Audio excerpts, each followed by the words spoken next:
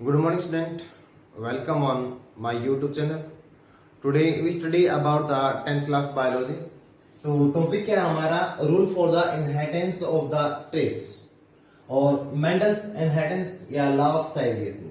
तो इनहेरिटेंस का मतलब क्या होता है? Transmission of factor from one generation to the next generation.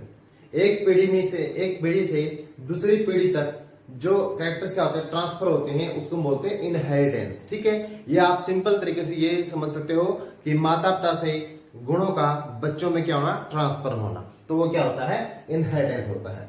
और जो monohybrid inheritance and the law of segregation, ठीक है, इसको मोनोहाइब्रिड क्रॉस भी बोलते हैं. और जो लॉ ऑफ सेग्रीगेशन है, it is called as a first law of Mendel. It is called as a first law of Mendel. ये मेंडल का पहला लॉ है. फर्स्ट लॉ ऑफ मेंडल का ये फर्स्ट लॉ इसको हम बोलते हैं. ठीक है, तो ड्यूरिंग द जो लॉ ऑफ सेग्रीगेशन होता है, होता क्या है वो हम देखते हैं.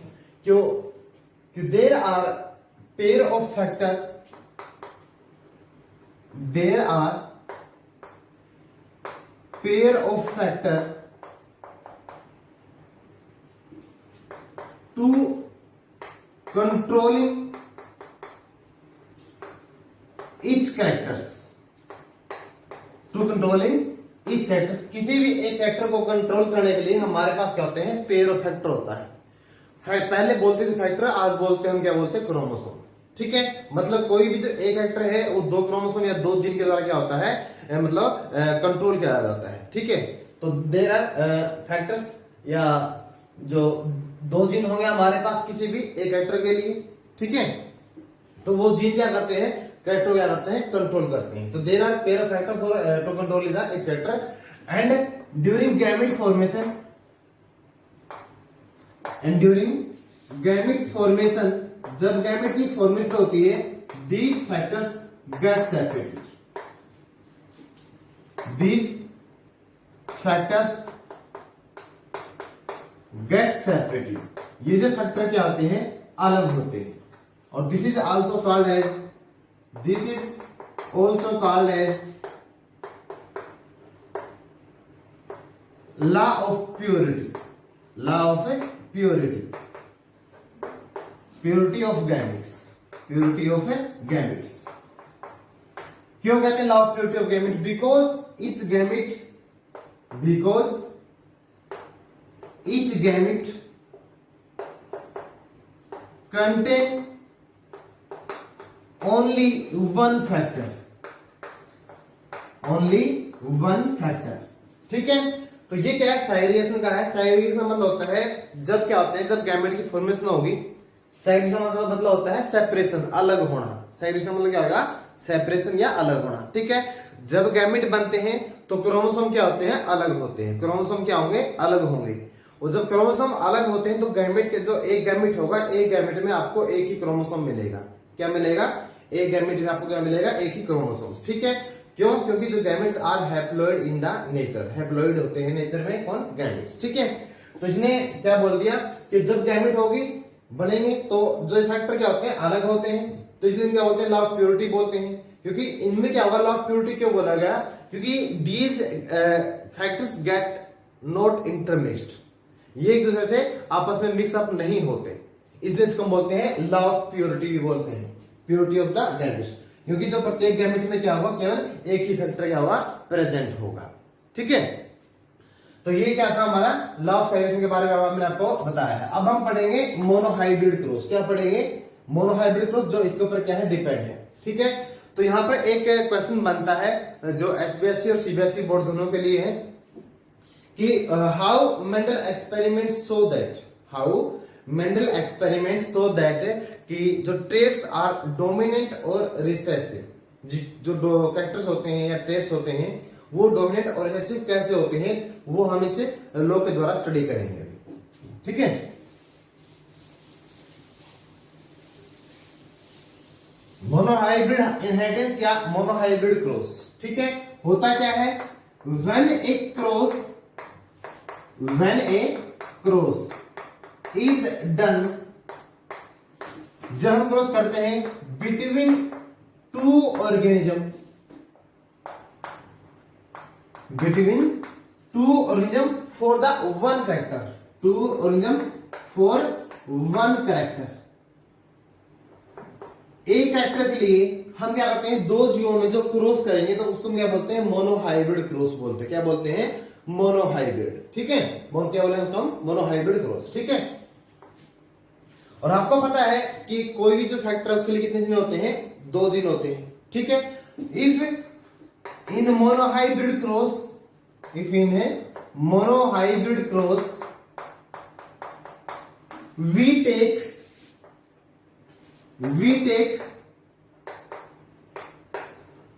2 gene of height,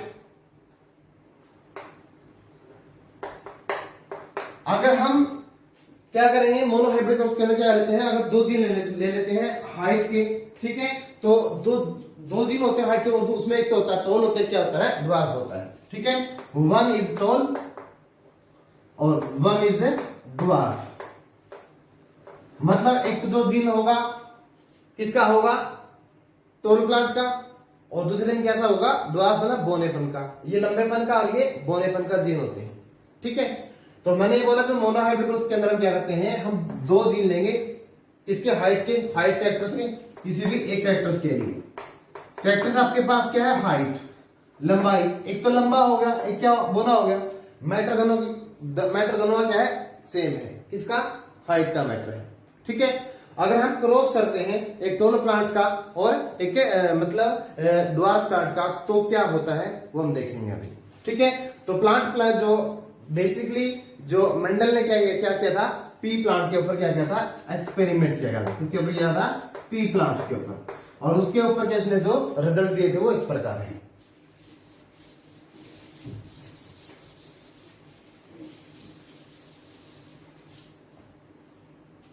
तो सबसे पहले हम यहां लिख देते हैं हाइट कैरेक्टर। कैरेक्टर कैसा है आपका, हाइट का है। ठीक है, आपके पास क्या है, तो टोल पी प्लांट है, और सेकंड है आपके पास ड्वार्फ पी प्लांट। कैसा है, ड्वार्फ पी प्लांट। ठीक है, आपके पास 2 प्लांट है। ठीक है, टोल है कि ड्वार्फ है। जो टोल प्लांट है उसके लिए जीन क्या है, फैक्टर क्या है, कैपिटल टी। जो ड्वार्फ होता है इसके लिए क्या लेते हैं, स्मॉल टी। ठीक है, जो टोल प्लांट है इसके लिए कैपिटल टी क्यों लिया, क्योंकि मैंने आपको कॉन्ट्रास्टिंग जो कैरेक्टर था उसकी टेबल बताया था, उसमें इनमें एक कैरेक्टर क्या होता है, हमारा डोमिनेंट होता है, क्या होता है, रिसेसिव होता है। तो जो अगर आपने फर्स्ट लेक्चर मेरा देखा होगा बेटा, तो आप इसको फिर इजिली आसानी से कैरी कर सकोगे। ठीक है, तो ये आपके पास क्या है, पेरेंट जनरेशन, इसको हम क्या बोलेंगे, पेरेंट जनरेशन। यहाँ पे पीछे नहीं देता है, मतलब ये पेरेंट्स है दोनों, एक पापा है, क्या मम्मी मान लिया। ठीक है, एक टाल प्लांट है, एक हमारे पास क्या है, ड्वार्फ प्लांट है। टाल प्लांट हमने पापा मान लिया, ड्वार्फ प्लांट को मान लिया मम्मी मान लिया। ठीक है, अब ये क्या है, ये हमारे पास क्या, पेरेंट जनरेशन। अब इसमें क्या होता है, गैमेट की फॉर्मेशन होगी। ये मान लो क्या है, एक क्रोमोसोम ये होगी, एक क्रोमोसोम होगी। मैंने ये बोला है जब गैमेट बनते हैं क्रोमोसोम क्या होते हैं, अलग होते हैं। अब क्या होगा, गैमेट फॉर्मेशन, जीएफ लिख देता हूं, यहाँ पे क्या लिखता हूं, जीएफ, गैमेट फॉर्मेशन। तो गैमेट फॉर्मेशन होते हैं जो क्रोमोसोम क्या होते हैं, अलग अलग होते हैं। तो ये इससे अलग हो गया और ये इससे क्या होगा, अलग हो गया। इसी तरह से कैपिटल टी अलग हो जाएगा और ये कैपिटल टी क्या हो जाएगा, इससे अलग हो जाएगा।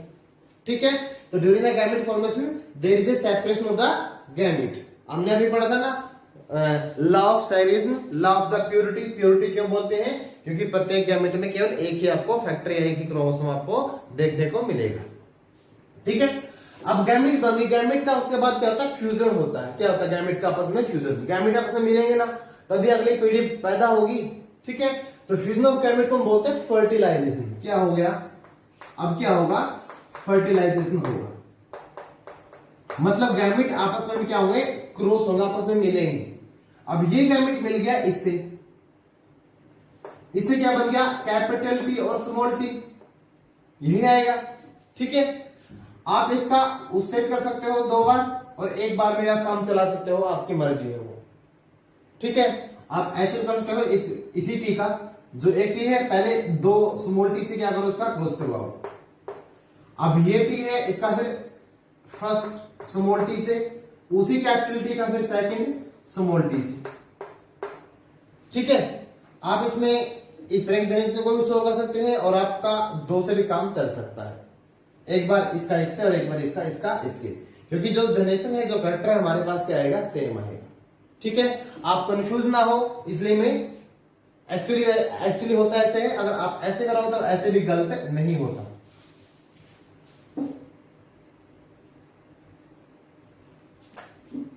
हमने क्रॉस करवाया कैपिटल टी और स्मॉल टी का, ये प्लांट पैदा हुआ, इसका इससे करवाया तो क्या हुआ, ये पैदा हुआ। मतलब ये कहता मम्मी पापा थे ना, ये क्रोमोसोम थे, मम्मी पापा क्रोमोसोम आपस में जुड़े तो उससे क्या हुए, बच्चे पैदा हुए।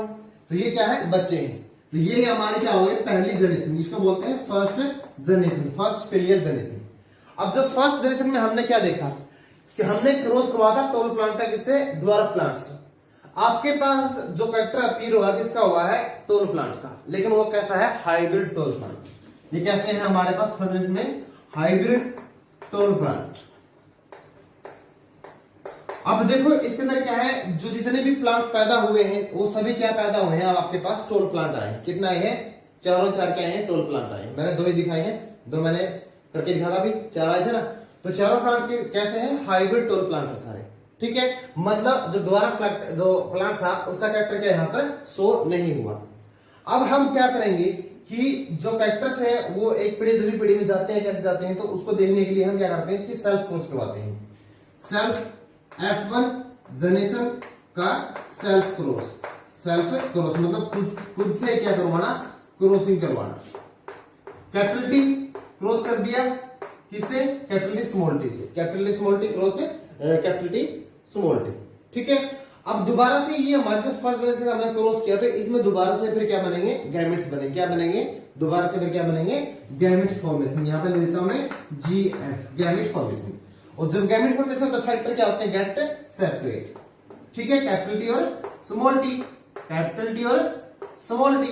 अब गैमेट का आपस में क्या होता है, फ्यूजन होता है। क्या होता है गैमेट का फ्यूजन, और गैमेट के फ्यूजन को हम क्या बोलते हैं, फर्टिलाइजेशन। क्या बोलते हैं, फर्टिलाइजेशन।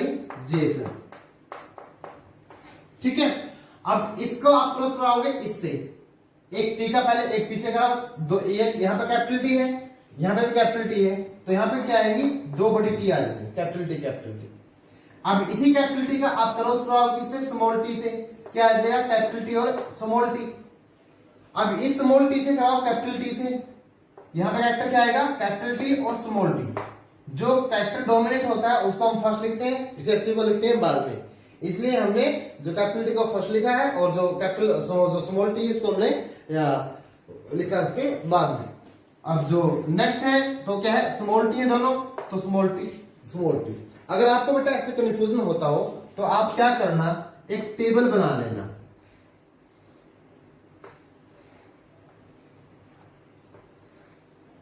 तीन लाइन ऐसे बन जाएंगी और तीन ऐसे बन जाएंगी। ठीक है, यहां पर आपने क्या लिखना है, कैपिटल टी स्मॉल टी है ना, यहां पे कैपिटल टी और स्मॉल टी लगा दिया। ठीक है, ये गैमेट आ गए यहां पर, ये दोनों गैमेट है ये आएंगे आपके यहां पर, यहां पर गैमेट मत लिखना। ठीक है, यहां पर क्या होता है, क्रॉस होता है। अब देखो ये जो कैपिटल टी था, इस कैपिटल टी से क्या करेगा, फ्यूजन होगा आपस में, ये गैमेट आपस में मिलेंगे ना, तभी कोई नई रिलेशन बढ़ेगी। अब इस कैपिटल टी के मिलने से क्या बनता है, कैपिटल टी बन गई।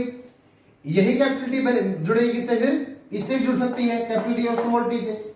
ठीक है, अब हमारे पास क्या थे, चार गैमेट हैं। ये क्या है, पॉसिबिलिटी है, कोई भी गैमेट किसी से जुड़ सकता है। हमें कंफर्म थोड़ा ना है कि ये कैपिटल टी से जुड़ेगा, हो सकता है उससे जुड़ जाए। इसलिए हम क्या करते हैं, सबके साथ इसकी क्रॉसिंग करके ये देखते हैं जो जनरेशन है उसमें कैरेक्टर किस प्रकार के आएंगे। अब नेक्स्ट क्या हमारा स्मॉल टी है, इसका हमने मल्टीप्लाई किया दोनों से फ्यूजन हो गया ना। अब स्मॉल टी या कैपिटल टी है, कैपिटल टी और स्मॉल टी लिख देंगे, स्मॉल टी और स्मॉल टी। देखो सेम गैमेट यहां पे आए हैं और सेम गैमेट आपके यहां पर आए हैं। ठीक है, अगर आपको ऐसे कंफ्यूजन होता हो तो आपको एक टेबल की हेल्प से आप मतलब इसको सोल्व कर सकते हो। ठीक है, अब आप ये देखो आपके पास क्या है, जनरेशन आई है, तो उसमें कितने टोल हैं और कितने ड्वार्फ हैं। ये देखो दोनों कैपिटल टी है, तो क्या आपको पता है क्या है, टोल है। अगर फिजिकली देखो ये भी क्या है, टोल है, और ये भी क्या है, टोल है, और ये क्या है, ड्वार्फ है। मतलब आपके पास 3 पौधे कितने आए हैं, लंबे आए हैं, और एक पौधा कितना आया है, बोना आया है। अब आपको 3 लंबे दिख रहे हैं और एक कैसे दिख रहा है, बोना दिख रहा है। अब दिखने से जो रेशो आती है उसको बोलते हैं फिनोटिपिक रेशो। क्या बोलते हैं, फिनोटिपिक रेशो। मैंने आपको बताया था पिछले लेक्चर में, ये रेशो हमारी कैसी है, फिनोटिपिक रेशो है। ठीक है, अगर इसकी हम जीनोटिपिक रेशो स्टडी, अगर हमने प्लांट क्या लिया, स्टडी किया जेनेटिकली, अगर हम प्लांट स्टडी करें जेनेटिकली, हम ये देखेंगे उसके ये टोल प्लांट है, इसमें जीन टोटली प्योर टाल प्लांट के हैं या उसके अंदर हाइब्रिड के हैं। तो अगर उसको जीन स्टडी करेंगे तो हमारे पास रेशो आएगी, अलग आएगी। वो होती है हमारी दूसरी, कौन सी होती है, जीनोटिपिक रेशो। कौन सी होती है, जीनोटिपिक रेशो होती है। अब जीनोटिपिक रेशो से अलग क्यों होगी, क्योंकि देखो ये जो प्लांट है ये क्या है, प्योर टाल है। क्या है ये, प्योर टाल, पूरा लंबा। ठीक है, इसमें कोई मिक्सिंग नहीं है। इसमें ये प्लांट है तो टोल, लेकिन इसमें कैरेक्टरिस्टिक्स क्या है, ड्वार्फ के भी है। तो ये क्या है, हाइब्रिड है। इसे नेक्स्ट भी हमारा क्या है, हाइब्रिड है। आपके पास एक तो क्या है, प्योर टाल है, आपके पास 2 क्या आए हैं, हाइब्रिड आए हैं, और एक आपके पास क्या है, प्योर ड्वार्फ है। प्योर क्या है, ड्वार्फ। ठीक है, तो हमारी जीन के हिसाब से जो रेशो आएगी वो आएगी 1:2, 2:1, 1:2, 2:1, 1, 2, 1। ये जो अगर हम फिजिकली देखें, बाहर से देखें, तो ये प्लांट भी आपको कैसे नजर आएंगे, टोल नजर आएंगे। ठीक है, क्योंकि इसमें जो कैरेक्टर क्या है, टोल का प्रेजेंट है। मतलब इसमें क्या है, जो डोमिनेंट कैरेक्टर क्या है, प्रेजेंट है, और डोमिनेंट कैरेक्टर हमने आपको क्या कर दिया, एक्सप्रेस कर दिया, और जो रेसिव कैरेक्टर था स्मॉल टी का, वो क्या होगा, सुप्रेस हो गया। ठीक है, मतलब सुप्रेस या रिप्रेस भी आप मान सकते हो। ठीक है, मतलब वो दब गया, वो अपीयर नहीं हुआ। ठीक है, तो इस क्रॉस के हिसाब से आप कैसे डिफाइन करोगे कि हाउ कैरेक्टर्स आर डोमिनेंट और रिसेसिव। जो कैरेक्टर है वो डोमिनेंट और रिसेसिव होते हैं। तो आपको लिखना कैसे है, अगर आपको क्रॉस आ गया, क्रॉस के हिसाब से आपने लिखना है। लिखो कैसे, मेंडल्स टेक 2 प्लांट, मेंडल ने 2 पौधे ले लिए, tall plant and the dwarf plant, tall plant and the dwarf plant, and cross them, उनको क्रॉस करवाया, एंड क्रॉस देम, उनको क्रॉस करवाया। आफ्टर क्रॉसिंग, मेंडल ने 2 पौधे लिए, उनको क्रॉस करवाया। After crossing in the first generation, he found only the tall plant. No dwarf plant are appear. तो फर्स्ट जनरेशन में क्या होता, ओनली टॉल प्लांट क्या होते, अपीयर हुए थे। ठीक है, इसका मतलब क्या हुआ, ये प्लांट, ये जीन कहां गई, इन जीन ने क्या किया, अपने आपको ये जीन क्या है, ये अपने आपको एक्सप्रेस नहीं कर पा रहे किसकी प्रेजेंस में, कैपिटल टी की प्रेजेंस के अंदर। तो ये कैरेक्टर कैसा हमारा, रिसेसिव है। ठीक है, but when Mendel self cross of first generation, मैंने लिखा था यहाँ पे self cross of first generation, he found toll and dwarf plant, both type of plants in the second generation. लेकिन सेकंड जनरेशन में उसने क्या देखा कि जो टोल और जो ड्वार्फ प्लांट है, दोनों तरह के पौधे हैं उसको मिले। ठीक है, इसका मतलब क्या हुआ कि जो नेक्स्ट जनरेशन में क्या हुआ, जो हमारा रिसेसिव फैक्टर था, कैसा फैक्टर है ये, रिसेसिव, तो it also appear in the second generation but not appear in the first generation. क्योंकि फर्स्ट जनरेशन में कौन सा अपीयर होता है, only dominant character are appear in the first generation and the recessive character appear in the second generation. कौन सी generation के अंदर, सेकंड जनरेशन के अंदर। ठीक है, तो इस एक्सपेरिमेंट के हिसाब से हम ये कह सकते हैं कि जो कैरेक्टर्स क्या होते हैं, डोमिनेंट भी होते हैं और रिसेसिव भी होते हैं, but no one character hide, कोई कैरेक्टर क्या हाइड नहीं होता, it will be appear in the next generation, वो अगली पीढ़ी में क्या होता है, अपीयर हो सकता है। ठीक है, तो कैरेक्टर हमारे पास क्या है, 2 टाइप के होते हैं, डोमिनेंट और रिसेसिव। मैंने आपको लास्ट लेक्चर में बताया था, डोमिनेंट क्या होते हैं, those character which can express in heterozygous condition themselves. अब ये कंडीशन कैसे है, heterozygous, हेटेरो मतलब डिफरेंट, मतलब जहां पर 2 डिफरेंट टाइप के जीन होना, तो उसको बोलते हैं हेटेरोजाइगस कंडीशन के अंदर। अब यहाँ पर क्या था, एक कैपिटल टी स्मॉल टी है, यहाँ पर भी क्या किया इसने, कैपिटल टी ने अपने आप को एक्सप्रेस कर दिया। तो एक्सप्रेस करने का मतलब क्या, कैपिटल टी के यहाँ पर डोमिनेंट कैरेक्टर है। तो फर्स्ट जनरेशन में उसने क्या पाया था, ओनली डोमिनेंट पाया था, और सेकंड में उसमें डोमिनेंट और रिसेसिव भी दोनों तरह के कैरेक्टर्स ने मिले हैं। तो इस एक्सपेरिमेंट के बेस पे हम ये कह सकते हैं कैरेक्टर्स आर डोमिनेंट और रिसेसिव बोथ आर प्रेजेंट। ठीक है, बट फर्स्ट जनरेशन में जो फर्स्ट जनरेशन होगा उसमें डोमिनेंट अपीयर होंगे, लेकिन इन द सेकंड जनरेशन में क्या होते हैं, डोमिनेंट और रिसेसिव बोथ आर अपीयर, दोनों अपीयर होते हैं। ठीक है, तो इसकी ये हमारे पास 3:1 ये क्या इसकी फेनोटाइपिक रेशो होती आती है, और 1:2:1 क्या आती है हमारे पास जीनोटाइपिक रेशो आती है। ठीक है, अब इसमें इसको हमने एक बोला था लॉ ऑफ प्योरिटी भी बोला था, या लॉ ऑफ सेग्रीगेशन भी बोला था। अब ये देखो, ये भी आपको मैं क्लियर कर देता हूं अभी।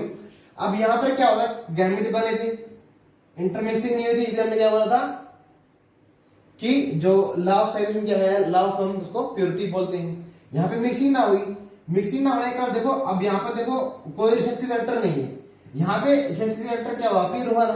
तो रिसेसिव फैक्टर क्या कि अपीयर होने से इसका मतलब क्या हुआ कि जो कोई भी कैरेक्टर है, कोई भी गैमेट है, वो क्या करेगा, अपने कैरेक्टर को क्या करेगा, नेक्स्ट जनरेशन में पास करता ही करता है, मतलब एक अच्छे तरीके से विदाउट मिक्सिंग। ठीक है, तो ये एक तरह से क्या है, लॉ ऑफ प्योरिटी इसको हम बोल सकते हैं। ठीक है, किसी भी गैमेट में एक ही तरह के आते हैं कैरेक्टर्स होते हैं, वो they pass out to the next generation. अब देखो यहां पर क्या हुआ, जो द्वार कैरेक्टर क्या हुआ, अपीयर हुआ ना, तो इसका मतलब क्या हुआ, ये कैरेक्टर क्या है, मिक्स ना होके अपने आप में इसने अपने आप को क्या किया, एक्सप्रेस किया है, चाहे वो लेटर क्यों ना हुआ हो। ठीक है, तो आज के बारे में जो हमने किया वो क्या था, हमारा मोनोहाइब्रिड क्रॉस था मेंडल का, और उसको हम बोलते हैं फर्स्ट लॉ ऑफ मेंडल भी बोलते हैं, लॉ ऑफ सेग्रीगेशन। आपको लेक्चर समझ में आया होगा। ठीक है, और नेक्स्ट लेक्चर में हम पढ़ेंगे डाइहाइब्रिड क्रॉस। ठीक है, ओके, थैंक यू।